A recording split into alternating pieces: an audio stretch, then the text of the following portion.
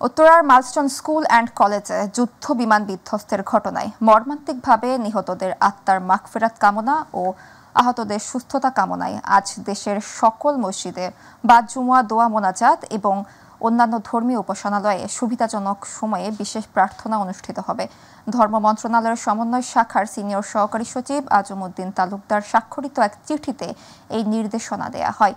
বৃহস্পতিবার প্রধান উপদেষ্টা ডক্টর মোহাম্মদ ইউনূসের সভাপতিত্বে উপদেষ্টা পরিষদের বৈঠকে সারা দেশে মসজিদ ও ধর্মীয় উপাসনালয়ে বিশেষ মোনাজাত ও বিশেষ প্রার্থনার আয়োজনের সিদ্ধান্ত হয়।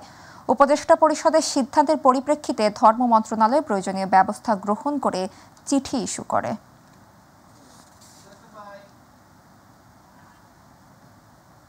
দর্শক, এই মুহূর্তে মাইলস্টোন স্কুল অ্যান্ড কলেজের সামনে আছেন সহকর্মী আফজাল হোসেন, যুক্ত হচ্ছি তার সাথে। আফজাল, মাইলস্টোন ট্র্যাজেডির ঘটনায় তথ্য কেন্দ্রের নতুন কোনো আপডেট আছে কি? আজ স্কুলের সামনে কেমন পরিস্থিতি দেখছেন, জানাবেন আমাদের।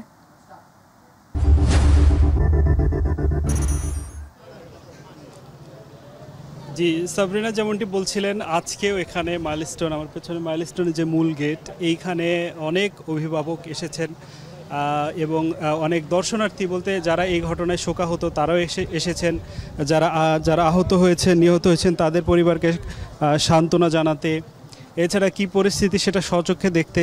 প্রত্যেকেই বিমর্ষ অবস্থায় আছে, প্রত্যেকে আসলে কারো মুখে হাসি নেই। তারা এই যেই ঘটনায় নিঃসন্দেহে চরমভাবে শোকাহত। তাদের প্রত্যেকেই মানে কেউই যেন স্তব্ধ হয়ে গেছেন। আসলে কি বলবেন, নিজের অনুভূতিগুলো কিভাবে ব্যক্ত করবেন, এখানে আসা মানুষগুলো আসলে সেটা যেন প্রকাশ করতে পারছেন না। তারা কেবলমাত্র নিহত আহতদের জন্য দোয়া করছেন, প্রত্যাশা করছেন যেন এই ধরনের মর্মান্তিক ঘটনা আর কখনো না ঘটে। এছাড়া যেটা বলছিলেন প্রতিবেদনের ব্যাপারে, যে তদন্ত কমিটি গঠন হয়েছে 6 সদস্য বিশিষ্ট, সেটা আগামী রবিবার তদন্ত প্রতিবেদন জমা দেওয়ার কথা রয়েছে। তখন হয়তো জানা যাবে যে এই ঘটনার পেছনের ঘটনা কি আর কি। এছাড়া রবিবার থেকে ক্লাস শুরু হওয়ার একটা কথা রয়েছে। আজকে যেহেতু শুক্রবার, কাল শনিবার ছুটি, রবিবার থেকে ক্লাস শুরু হওয়ার কথা রয়েছে। এই অবস্থার মধ্যেই এখনও এখানে তারপরে ভিড় করছেন অনেকেই। তারা বোঝার চেষ্টা করছেন, নিজের চোখে দেখার চেষ্টা করছেন। অনেকে অনেক দূর থেকে এসেছেন, তারা আহত নিহতদের জন্য দোয়া করছেন। তাদের সবার প্রত্যাশা যেন এই ধরনের ঘটনা বাংলাদেশে তথা বিশ্বে কোথাও না ঘটে। এছাড়া এই যে বিমান উড্ডয়নের বা ল্যান্ডিংয়ের যে লাইনটা, এই লাইনে যেন কোনো আবাসিক ভবন না হয়, শিক্ষা ভবন না হয়, সেই দাবিটাও কিন্তু এখানে আসা অভিভাবকরা জানিয়েছেন। সাবরিনা, এই ছিল আমার কাছে সবশেষ।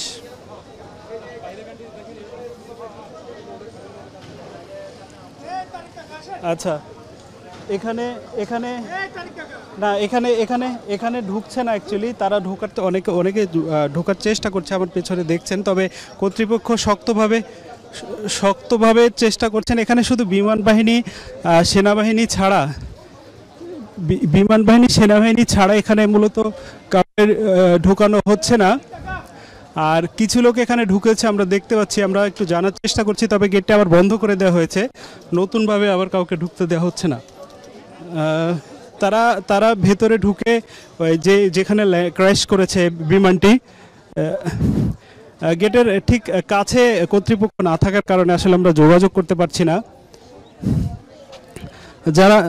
যারা ঢুকেছে তারা যেখানে বিমানটি ক্র্যাশ করেছে সেখানে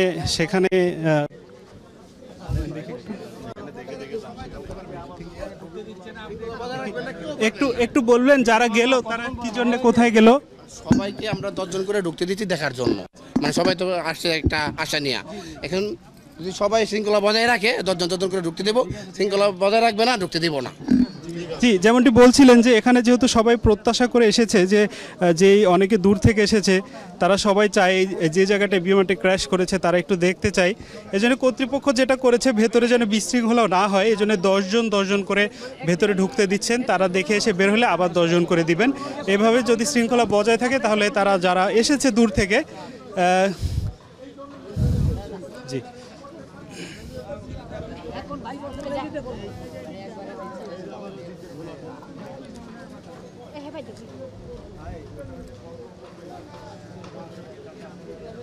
জি, এই এখানে একটু যারা সংশ্লিষ্ট আছেন তারা তো এটা বলছেন যে এতগুলো মানুষ যদি একসাথে যায় তাহলে এখানে যে দুর্ঘটনার আলামত আছে, যেহেতু সাধারণ মানুষ হয়তো কোনটা গুরুত্বপূর্ণ কোনটা অগুরুত্বপূর্ণ বিষয়গুলো পার্থক্য করতে পারবেন না, তাই এই আলামতগুলো নষ্ট হয়ে যাওয়ার একটা ভয় আছে। এই জন্য কর্তৃপক্ষ শুরু থেকেই স্ট্রিক্ট ছিল। আমরা সকাল থেকে এসে দেখেছি কাউকে ঢুকতে দেওয়া হয়নি এবং এবং এবং এবং এই বাইরের মানুষগুলো যদি এভাবে ভেতরে যায় তদন্তের স্বার্থে হয়তো সেটা তদন্তে বিঘ্নিত হতে পারে মূল ঘটনা এবং কিছু জটিলতা সৃষ্টি হতে পারে। এই জন্য কর্তৃপক্ষ সকাল থেকেই এখানে স্ট্রিক্ট ছিল, তারা বেশ শক্ত ছিল এখানে যেন কেউ ঢুকতে না পারে এই ব্যাপারটি বারবার তারা বলছিলেন। কিন্তু আসলে দর্শনার্থীরা এত বেশি চাপ, কর্তৃপক্ষ বারবার রিকোয়েস্ট পেতে পেতে শেষ পর্যন্ত 10 জন করে অনুমতি দিয়েছেন। তবে এই যে আমার পেছনে দেখছেন যে এখানে লোকজন কিভাবে গেটের সামনে হুড়োহুড়ি করছে, এই যে উৎসুক জনতাগুলো আসলে এদের কারো সন্তানও এখানে যারা উৎসুক জনতা দেখছেন এর কারো সন্তানই মাইলস্টোনে পড়ে না বলে আমরা জেনেছি। এখানে শুধুই উৎসুক জনতা শুধু এখানে এসে ভিড় করেছেন, তারা দেখছেন কিভাবে গেট এসে ধাক্কাধাক্কি করে ঢোকার চেষ্টা করছেন এবং এগুলো কর্তৃপক্ষ আশঙ্কা করছেন এই ধরনের মানুষের এই ধরনের কর্মকাণ্ডের ফলে তদন্ত প্রতিবেদন পর্যন্ত তদন্ত ব্যাহত হতে পারে এবং এদের ভিন্ন কোনো উদ্দেশ্য আছে কিনা সেটাও তো আসলে বোঝা সম্ভব না। এবং তারা কি উদ্দেশ্যে আসছে, কারণ এখানে যারা এসেছে এরা কেউই কিন্তু মাইলস্টোনের কোনো শিক্ষার্থীর অভিভাবক না।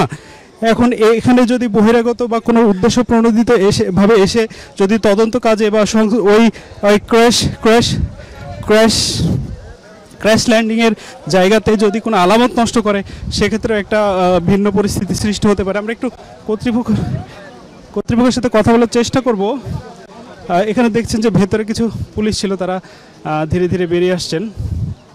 ভেতরে আমরা দেখেছি প্রায় অর্ধ শতাধিক বা শতাধিক অভিভাবক অনেকটা জোর করে হুড়মুড় করে ঢুকে গেছেন এবং এরা যে আলামত নষ্ট করে দিতে পারে সেই আশঙ্কাও কিন্তু রয়েছে আসলে। কারণ যারা এসেছে তারা আদৌ কোনো গুরুত্বপূর্ণ কোনো কাজে আসেনি, শুধুমাত্র সামাজিক যোগাযোগ মাধ্যম বা টেলিভিশনে দেখে শুধু উৎসাহী বা কৌতূহলী ভাবে এসে মূলত তারা এখানে জড়ো হয়েছে। আসলে এখানে তাদের বিশেষ কোনো কাজ নেই এবং তাদের এই অতি উৎসাহ তদন্তই ব্যাহত পর্যন্ত হতে পারে, যেটা আরও ভয়ঙ্কর পরিস্থিতির সৃষ্টি করতে পারে। এই ছিল আমার কাছে সবশেষ এই মাইলস্টোন স্কুল থেকে। আফজাল, আপনাকে ধন্যবাদ। উত্তরা মাইলস্টোন স্কুল অ্যান্ড কলেজের সামনে থেকে সরাসরি যুক্ত ছিলেন আমাদের প্রতিনিধি আফজাল, জানাচ্ছিলেন সবশেষ তথ্য।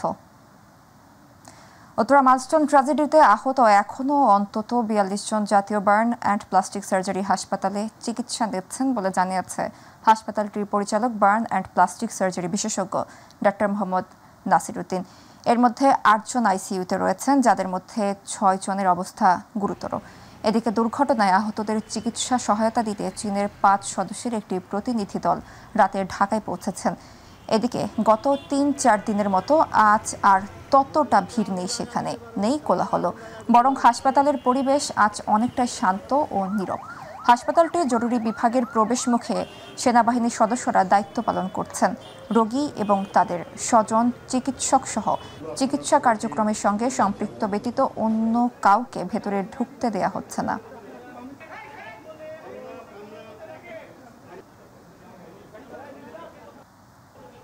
আমরা গত 2 দিনে আমাদের 13 জন পেশেন্টকে আমরা কেবিনে স্থানান্তর করতে পেরেছি। এটা আমাদের জন্য একটা ভালো খবর এবং তাদের অনেককেই হয়তো আমরা আগামী 2-1 দিনের মধ্যে বাসায় পাঠাতে পারবো। ইতিমধ্যে সারা পৃথিবীর বিভিন্ন দেশ থেকে এই চিকিৎসার জন্য সহযোগিতার আশ্বাস পেয়েছি।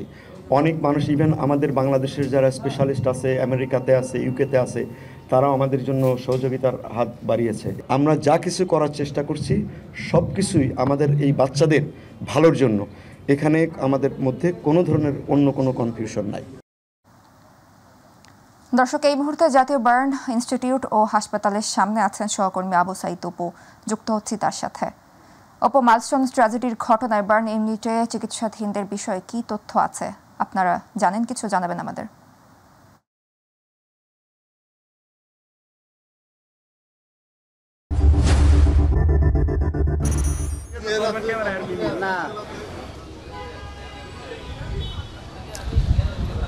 সাবরিনা, আপনাকে ধন্যবাদ জানিয়ে শুরু করতে চাই, কারণ শোকের ভাষা প্রকাশ করার মতো সেই ভাষাটা আসলে আমাদের গণমাধ্যম কর্মীদের মধ্যে নেই।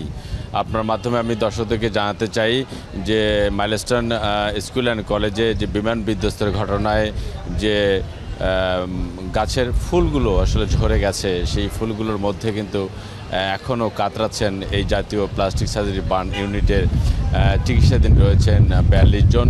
এর মধ্যে গুরুতর আহত অবস্থায় 6 জনকে আইসিইউতে রাখা হয়েছে। তবে কিছুক্ষণ আগে আসলে খুব হৃদয় বিদারক একটা দৃশ্য আমরা নিজেরাই আসলে গণমাধ্যম কর্মীরা দেখে আমাদের চোখে পানি চলে আসছে, যে আয়মান নামের একজন শিক্ষার্থীর যে মর্মান্তিক মৃত্যু, এটি আসলে সেখানকার যত গণমাধ্যম কর্মী রয়েছেন আসলে সবাইকে বিষয়টা কিন্তু একদম কাঁদিয়েছেন। কারণ আর জন্য কোনো পিতামাতার সন্তানের বুক, আর জন্য পিতামাতার জন্য বুক খালি না হয় এরকম ঘটনার মধ্য দিয়ে এটি যেমন একটি বিষয় ছিল, আরেকটি বিষয় আমরা এখানে জানতে পেরেছি এখানকার যে পরিচালক রয়েছেন তিনি আসলে আনুষ্ঠানিকভাবে গণমাধ্যম কর্মীদের সাথে এখনও কথা বলেননি, এবং কথা না বলার কারণে আমরা সব গণমাধ্যম কর্মীরা এখানে অপেক্ষা করছেন।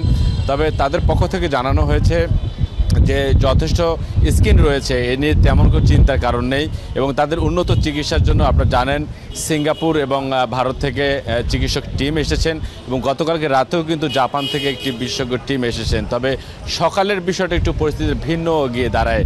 কিন্তু আয়ান আসলে গুরুতর চিকিৎসা অবস্থায় থেকে মারা গেলেন, নাকি আইসিইউতে যারা রয়েছেন যে 6 জন তাদের মধ্যে থেকে মারা গেলেন, সেই বিষয়টি কিন্তু আমরা এখন নিশ্চিত না। তবে আয়ানের মৃত্যুর পরপর তার পরিবারের যা ক্ষতি, তার পরিবারের মধ্যে যে কান্নার যে রোল এবং তার পরিবারকে যে ছুটে আসার যে বেদনার দৃশ্য, এটি আসলে মানে শুধু আমি গণমাধ্যম কর্মী কেন, এটি প্রত্যেকটা মানুষের হৃদয় একদম ছুঁয়ে যাচ্ছে, এবং সবার চোখে মুখে একদম মানে একটা আচ্ছন্ন ছাপ যে আসলে এই ধরনের ঘটনার যেন আর কোনো পুনরাবৃত্তি না হয়। তবে আসলে এখন জাতীয় বার্ন ইউনিটের পরিস্থিতি এরকম, আর এখানকার আসলে সবাইকে সর্বস্তরের মানুষকে প্রবেশ করতে দেওয়া হচ্ছে না, কারণ হচ্ছে যে এখানে চিকিৎসা চলছে। এটাই ছিল আমার কাছে সর্বশেষ। আপনাকে ধন্যবাদ। রাজধানীর উত্তরায় দিয়াবাড়ি এলাকায় মাইলস্টোন স্কুল অ্যান্ড কলেজে প্রশিক্ষণ বিমান বিধ্বস্তের ঘটনায় আইমান নামে দগ্ধ আরেক শিক্ষার্থী মারা গেছে। এর আগে গতকাল বিকেলে পরিবার ও স্বজনকে কাঁদিয়ে শেষ নিঃশ্বাস ত্যাগ করে 15 বছরের মাহিয়া। এ নিয়ে ঘটনাটিতে ইনস্টিটিউটে 14 জনের মৃত্যু হলো। এর আগে বৃহস্পতিবার বেলা 1:50 দিকে জাতীয় বার্ন ও প্লাস্টিক সার্জারি ইনস্টিটিউট চিকিৎসাধীন অবস্থায় মারা যায় দগ্ধ শিক্ষার্থী মাহতাব রহমান।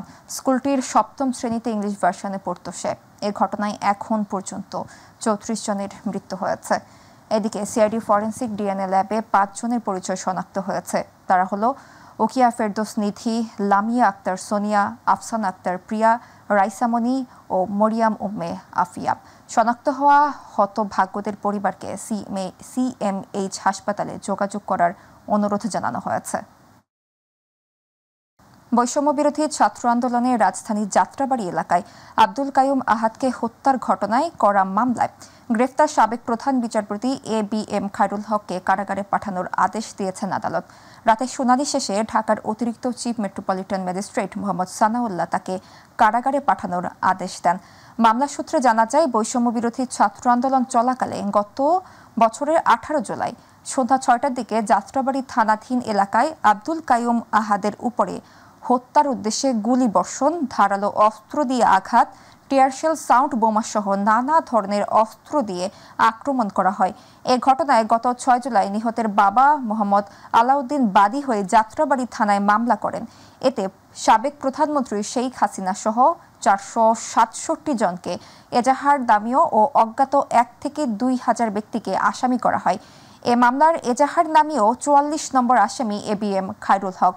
এর আগে বৃহস্পতিবার সকাল 8:30টায় ধানমন্ডির বাসা থেকে তাকে গ্রেফতার করে ঢাকা মহানগর গোয়েন্দা পুলিশ।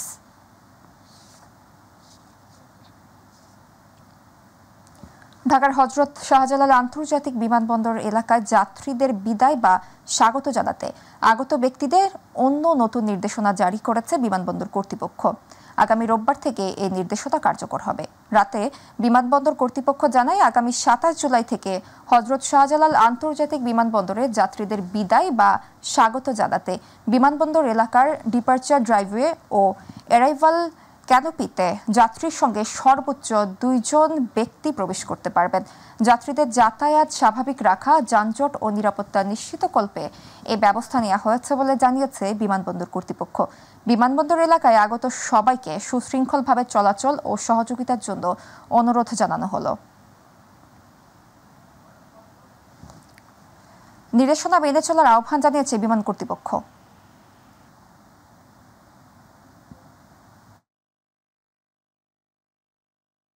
দর্শক, ছুটির দিনে রাজধানী নিত্যপণ্যের বাজার পরিস্থিতি জানাতে যুক্ত হচ্ছেন সহকর্মী মিফতা গালিব। তিনি আছেন কারওয়ান বাজারে। গালিব, আজ বাজারের পরিস্থিতি কেমন দেখছেন?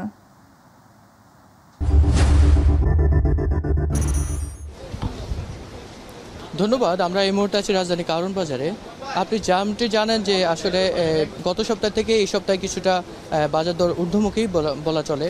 কারণ হচ্ছে যে কারণ হিসেবে ব্যবসায়ীরা দাবি করছে যে গ্রীষ্মকালীন কিছু সবজি বাজারে আসলেও কিন্তু বর্ষাকালে বেশ কিছু দেশের বিভিন্ন স্থানে বেশ কিছু পণ্য নষ্ট হয়ে যাওয়া, সবজি নষ্ট হয়ে যাওয়া আসলে দাম বেড়ে গিয়েছে, দাম কিছুটা ঊর্ধ্বমুখী।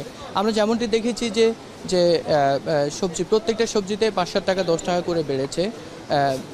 বিশেষ করে লাউ যেটা 40 টাকা ছিল সেটা এখন 60 থেকে 70 টাকা বিক্রি হচ্ছে। এছাড়া পটল বিক্রি হচ্ছে 40 টাকা, ছড়া বিক্রি হচ্ছে 50 থেকে 60 টাকা। এছাড়া শাকসবজির দামও মোটামুটি 10 থেকে 15 টাকা বা 20 টাকা করে আটি বিক্রি হচ্ছে। এছাড়া আমরা যদি মুদি বাজারে আসি, মুদি বাজারে অন্যান্য পণ্য স্বাভাবিক থাকলেও তেলের দাম কিছুটা ঊর্ধ্বমুখী। তেলের দাম লিটারে 10 টাকা বেড়েছে। এছাড়া মসুর ডালের দাম অনেক বেড়েছে, মসুর ডালের দাম কেজিতে 10 থেকে 15 টাকা বেড়ে গিয়েছে। এছাড়া আর বাকি অন্যান্য চাল, বিশেষ করে মিনিকেট সহ অন্যান্য চালগুলো মোটামুটি স্থিতি আছে, যেগুলো বিশেষ করে আমরা যদি বলি 28 চাল 55 থেকে 60 টাকা বিক্রি হচ্ছে, মিনিকেট 75 টাকা বিক্রি হচ্ছে, আর বাকিগুলো মোটামুটি স্বাভাবিক রয়েছে। এছাড়া আমরা পাশে দেখেছি যে মুরগের বাজার, মাছের বাজার এবং মাংসের বাজার যেগুলো দেখেছি এগুলো মোটামুটি স্বাভাবিক রয়েছে। আর আরেকটা বিষয় আমরা খেয়াল করেছি যে আমদানি নির্ভর যেসব পণ্য, বিশেষ করে মশলা, এই মশলাগুলোর দাম আসলে মোটামুটি সবসময় চড়া থাকে, এবারেই তার ব্যতিক্রম নয়। মশলাগুলোর দাম বরাবরই দাম বেশি। তো সেই ক্ষেত্রে আমাদের বাজারে আসা ক্রেতারা জানিয়েছেন যে যখন এই যে বাজারে ঊর্ধ্বমুখী হয় তখন আসলে নিম্ন এবং মধ্যবিত্ত যারা, তাদের আসলে সার্ভাইভ করতে হয়তো একটু কষ্ট হয়ে যায়। তো এই ছিল রাজধানী কারওয়ান বাজারের সর্বশেষ বাজার পরিস্থিতি। গালিব, আপনাকে ধন্যবাদ। ভরা মৌসুমে জাতীয় মাছ ইলিশে সয়লাভ থাকতো বরিশাল, তবে গত কয়েক বছরে ইলিশ শূন্য হয়ে পড়েছে বরিশালের একমাত্র মোকাম পোর্ট রোডের মৎস্য আড়তটি। সিন্ডিকেট আর দাম বৃদ্ধিতে বিপাকে সাধারণ ক্রেতারা। পোর্ট রোডের বোকাম ঘুরে আসাদ চৌধুরীর ক্যামেরায় পারভেজ রাসেলের বিস্তারিত রিপোর্টে। এক সময়ে নদী আর খালের বরিশালে জাতীয় সম্পদ ইলিশে থাকতো সয়লাভ। কালের বিবর্তনে সেই ইলিশ আজ বরিশাল থেকে বিলুপ্তের পথে। ইলিশের বাজার দখলে নিয়েছে নানা প্রজাতির চাষের এবং সাগরের মাছ। সেতু নির্মাণ, নদীর নাব্যতা, ইলিশের রুট পরিবর্তন, ব্যবসায়িক সিন্ডিকেট, সড়ক পথের উন্নয়ন, রাজধানী সহ দেশের বাইরে রপ্তানির নানা অজুহাতে ইলিশ মাছের স্বাদ ভুলতে বসেছে এ অঞ্চলের মানুষ। বাজারে ইলিশের প্রচুর সংকট আর যাও আছে, অনেক দাম। ইলিশ না পেয়ে অবশেষে বাধ্য হয়ে দেশি মাছ কিনতে বাধ্য হয়েছে। এই মৌসুমে ইলিশের আগমনে ব্যস্ত থাকা শ্রমিকগুলো মাছ না থাকায় ফিরছে অন্য পেশায়। অন্যদিকে বাজারে যেটুকু আসে তার দাম সাধারণের ক্রয় ক্ষমতার বাইরে। কেউ ইলিশ স্বাদ দিতে পারতেছে না, যা আছে খুব সামান্য দুই একটা, যা আমাদের পক্ষে কোনো ক্রমে এরা ক্রয় করা সম্ভব না। মৎস্য অধিদপ্তর বা প্রশাসনের জোরালো বাজার মনিটরিং নিয়ে দুর্বলতার কথা বলেন সচেতন মহল। 2500 টাকা কেজি পাইকারি কেনা পড়ছে, এই জন্য খুচরা কাস্টমার যারা, ক্রেতা যারা, তাদের কিনতে খুবই একটা সমস্যা। নিষিদ্ধ ঝাটকা ধরার কারণে বর্তমানে মাছের এখন সংকট। নদীর মোহনায় চরপড়ায় বরিশাল ইলিশ শূন্যের দাবি এই মৎস্য আড়তদার নেতার। এবছর ইলিশ যে পরিমাণে আমাদের বরিশালের চাহিদা, এই পরিমাণে মাছ আমাদের বরিশালে আসতে হয় না, আর নদীতেও মাছ কম। অন্যদিকে মৎস্য কর্মকর্তা বলছেন ভিন্ন কথা। অনেক মাছ আমাদের চলে যাচ্ছে চাঁদপুর, লক্ষ্মীপুর, নোয়াখালী দিয়ে ঢাকায় চলে যাচ্ছে, এই জন্য একটু হয়তো আপনারা মাছ কম দেখছেন। চাপিলা এবং ঝাটকা নিধন, সাগর বা নদীর রূপ পরিবর্তন এবং প্রাকৃতিক নানান দুর্যোগে ইলিশ শূন্য আজ বরিশাল।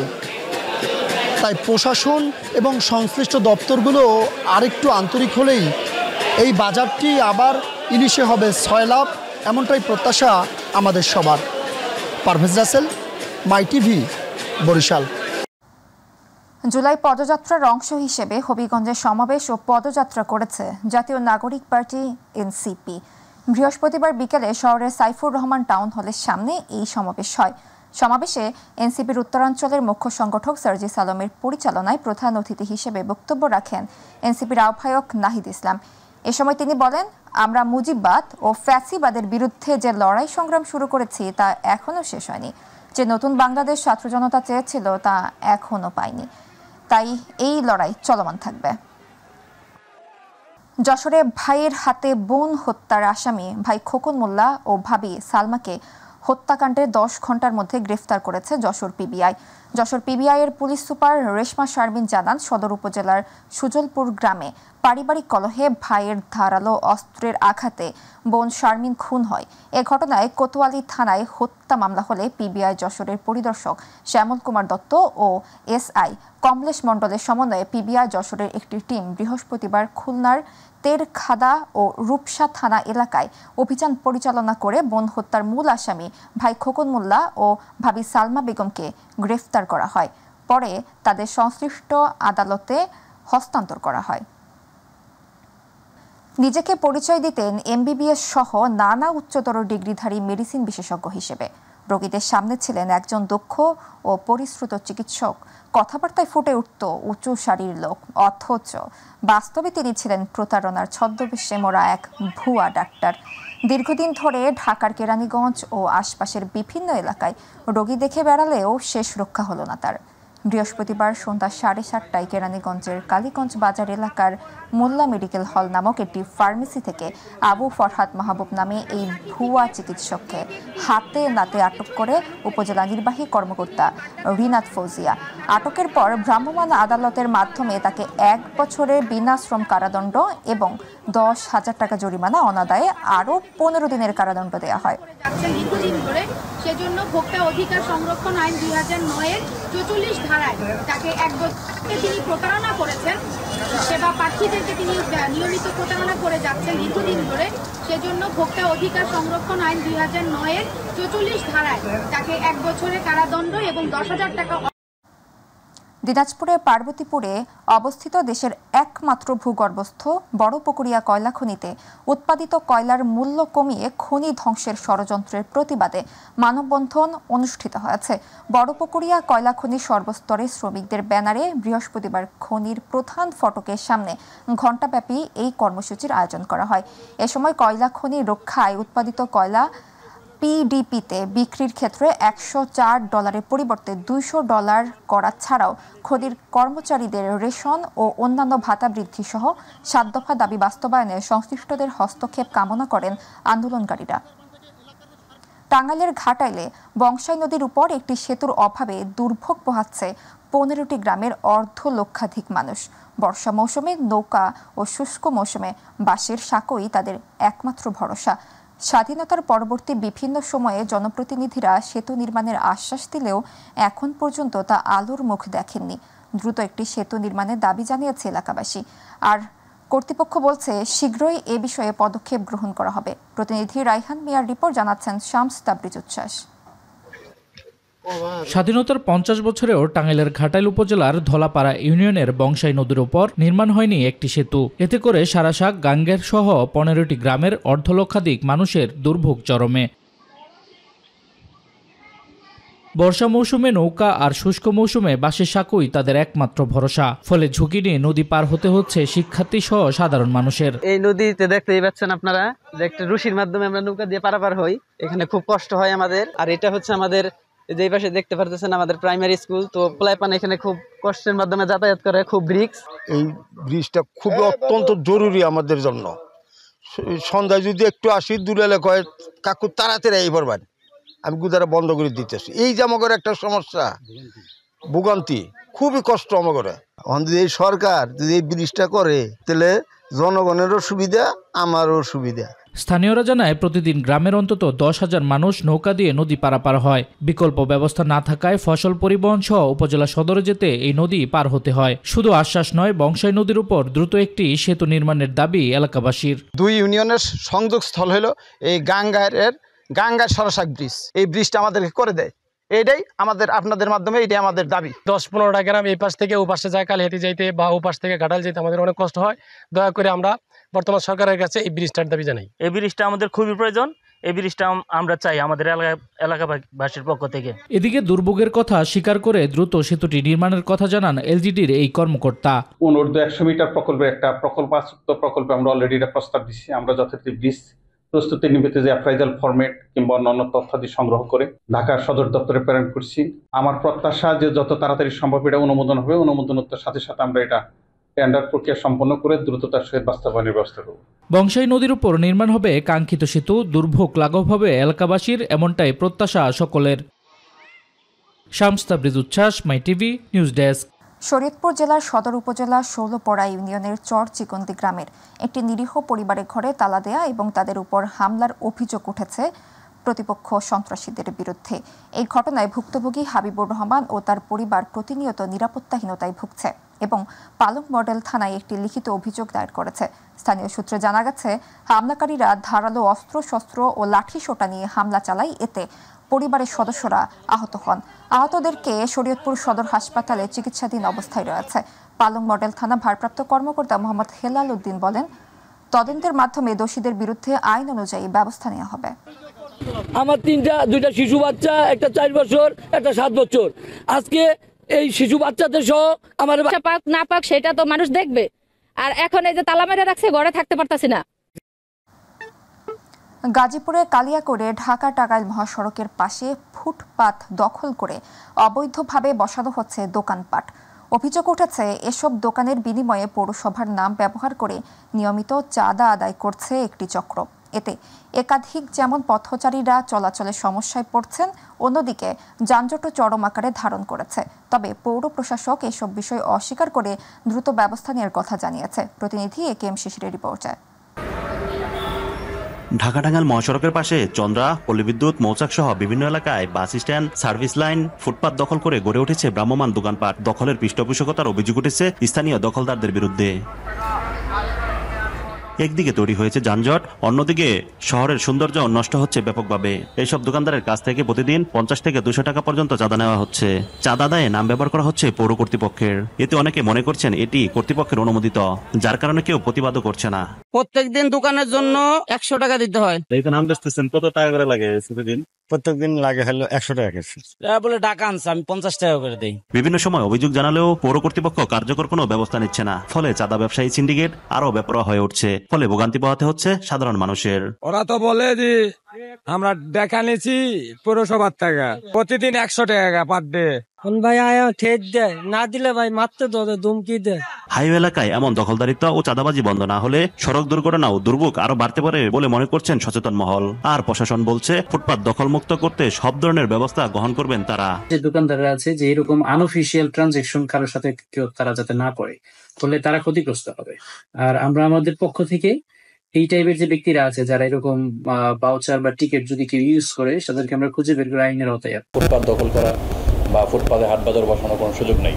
কিছু কিছু জায়গায় এরকম অভিযোগ আসে, খুব শিগগিরই এমন অভিযান করবো যেন কোনো ফুটপাতে কোনো দোকান অবৈধভাবে না বসতে পারে। মহাসড়ক সচল রাখতে অন্যতম প্রধান শর্ত হচ্ছে ফুটপাত দখলমুক্ত রাখা।